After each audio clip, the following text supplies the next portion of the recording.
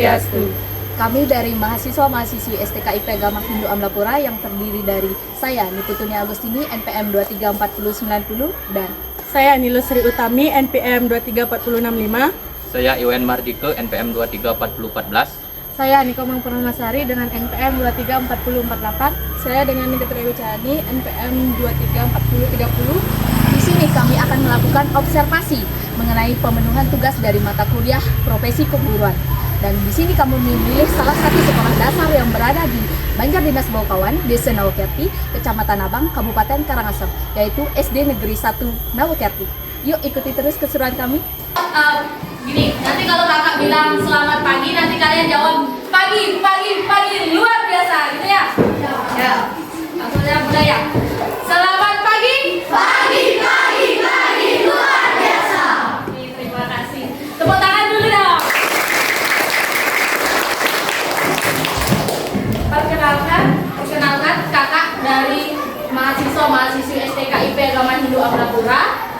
Kakak sendiri bernama Niputuni Agustini, biasa dipanggilnya. Kalian semua pasti udah tahu kan? Di sebelah kanan kakak ada. Kenalkan nama kakak Niputuni Wicayani, bisa dipanggil Kak Dwi. Dan sebelah kakak. Kenalkan nama saya Iwan Mardike, bisa dipanggil Mardike. Dari Temigo, tahu sih Temigo? Ya. Dan saya perkenalkan nama saya Niko Mangpurnamasari, bisa dipanggil Kak Dwi. Dan di sana ada Kak Tawi, panggil aja ya Kak Tawi. Kakak juga nggak tahu nama lengkapnya, lupa. Nah, jadi tujuan kami datang ke sini yaitu untuk mewawancarai salah satu guru yang ada di SD Negeri 1 Nawakerti ini. Atas nama siapa? Nama saya Iblis Surai. Umur 32 tahun. Berapa lama menjadi guru di sini? Di sini sudah 8 bulan. Awal mulanya bapak di sini itu udah langsung jadi guru kelas berapa? Awal di sini langsung dari kelas 6. Sebelumnya di sekolah yang dulu kelas 4. Terus kita bapak di sini sudah menjadi guru. Bagaimana sih cara bapak untuk menciptakan suasana belajar dan lingkungan kelas yang nyaman dan aman gitu, agar siswa di sini itu mampu menerima materi dan mendengarkan materi dari apa yang bapak sampaikan. Bagaimana? Karena kelas 6-nya ini masih memakai kurikulum 2013, jadi metode dan pendekatannya seperti dulu, dengan cara mungkin perkenalan, kemudian kesiapan mereka belajar, kemudian kondisi fisiknya apakah sudah sehat, kemudian melihat juga lingkungan apakah memang layak melakukan belajar atau tidak, dan juga mungkin kebersihan dan kerapiannya. Itu saja, baru mulai belajar. Terima kasih Pak. Ini kan saya tidak sendiri, saya di sini ada juga ada teman-teman saya. Mungkin sekarang akan dilanjutkan oleh teman-teman saya.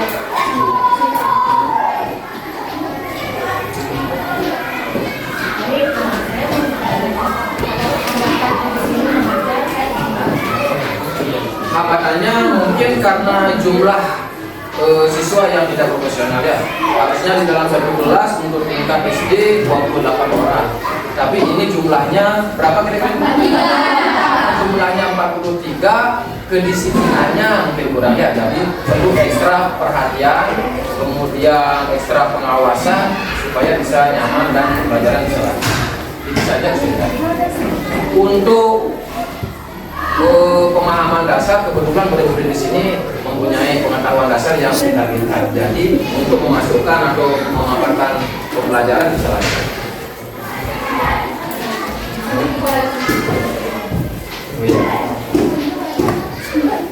Ya, ini kita sebelumnya kan dulunya itu memakai kurikulum K13 dan sekarang kan terjadi perubahan sehingga memakai kurikulum terbuka. Apakah itu berpengaruh terhadap proses pembelajaran yang bapak lakukan? Itu sudah yang saya sampaikan. Untuk kurikulum merdekanya baru kelas 1, 4, kelas 2, dan kelas 5. Kalau kelas 3 dan kelas 6 belum. Makanya untuk pendekatan, metode pembelajaran, untuk keterampilan masih menggunakan yang dulu. Jadi untuk kebebasan siswa dalam belajar belum dilakukan. Kebebasan guru dalam mengajar juga belum, karena masih kurikulumnya kurikulum 2013. Jadi metodenya metode drama, praktek, tanya jawab, dan sesekali penugasan. Itu saja. Bagaimana sih cara Bapak itu biar siswa di sini itu semangat belajarnya gitu? Ya, kan pasti harus ada kreativitas itu. Karena keberhasilan dari siswa ini kan pengaruh dari Bapak sendiri sebagai pendidik gitu. Bagaimana cara mendidik Bapak dari menggunakan proyektor atau apa gitu? Oh ya, untuk kegiatan pembelajarannya supaya menarik itu sudah yang terapkan multimedia pembelajaran. Mungkin di jam-jam siang saya kasih istilah seperti ice break ya, atau permainan, bernyanyi mungkin, atau mungkin saya kasih jam kosong saja ya. Jam kosong mungkin melakukan penelitian di luar, atau mungkin melakukan aktivitas olahraga. Ya, sehingga tidak monoton pembelajarannya dan bisa menyenangkan. Pak, untuk terkait fasilitas yang Bapak gunakan dalam mengajar apa saja? Dari elektroniknya, dari mungkin proyektor sudah digunakan, speaker Bluetooth-nya, dan media-media benda-benda konkret saja.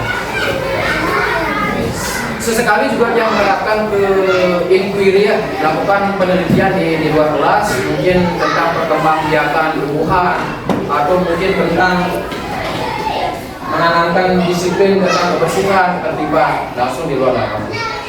Teknologinya ini saja, proyektor, mungkin speaker, dan alat-alat peralatan untuk praktek-praktek sesuai dengan tema yang diajarkan.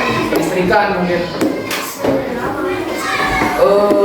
Kebetulan yang baru mengajar di tema 4, nanti di tema 5 akan ada pembelajaran tentang tata surya. Mungkin akan menggunakan globus, planet-planet, dan segala macam.